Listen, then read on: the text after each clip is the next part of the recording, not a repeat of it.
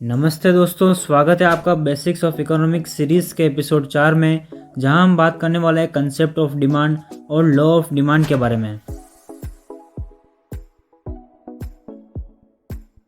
तो सबसे पहले हम समझते हैं कि डिमांड या मांग का मतलब क्या होता है।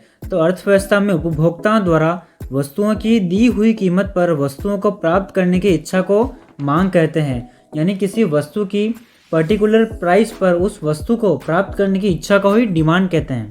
तो अब आगे बात करते हैं मांग के निर्धारक तत्व, यानी किन किन फैक्टर से डिमांड इफेक्ट होती है। वैसे तो मार्केट में डिमांड को कई सारे पैरामीटर इफेक्ट करते हैं, लेकिन उनमें से 6 सबसे ज़्यादा इंपॉर्टेंट फैक्टर्स के बारे में आज हम बात करने वाले हैं। तो उनमें से फर्स्ट है वस्तु की अपनी कीमत। तो किसी भी वस्तु की अपनी कीमत उसकी मांग को प्रभावित करती है। जैसे किसी वस्तु की कीमत कम हो जाती है तो उसकी मांग बढ़ जाती है, और इसके विपरीत यदि किसी वस्तु की कीमत बढ़ जाती है तो उसकी मांग कम हो जाती है। दूसरा है संबंधित वस्तुओं की कीमत। तो संबंधित वस्तु भी मांग को प्रभावित करती है। यह 2 प्रकार की होती है। फर्स्ट है प्रतिस्थापन वस्तुएं।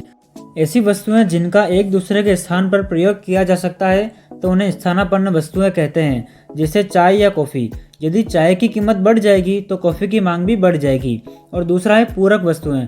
ऐसी वस्तुएं जिनका साथ साथ प्रयोग में लिया जाता है तो उन्हें पूरक वस्तुएं कहते हैं। जैसे पेन या शाही तथा पेट्रोल या बाइक। यदि पेट्रोल की कीमत बहुत अधिक बढ़ जाएगी तो बाइक की मांग भी कम हो जाएगी, और यदि इसके विपरीत पेट्रोल की कीमत कम हो जाएगी तो बाइक की मांग भी बढ़ जाएगी। और तीसरा है उपभोक्ता की आय। उपभोक्ता की आय भी मांग को प्रभावित करती है। यदि उपभोक्ता की आय बढ़ जाएगी तो मांग भी बढ़ जाएगी, और यदि उपभोक्ता की आय कम हो जाएगी तो मांग भी कम हो जाएगी। चौथा है उपभोक्ता के फैशन और रुचि। उपभोक्ता की फैशन एवं रुचि मांग को सबसे अधिक प्रभावित करती है। यदि फैशन एवं रुचि की वस्तु है तो उपभोक्ता जरूर ही खरीदेंगे।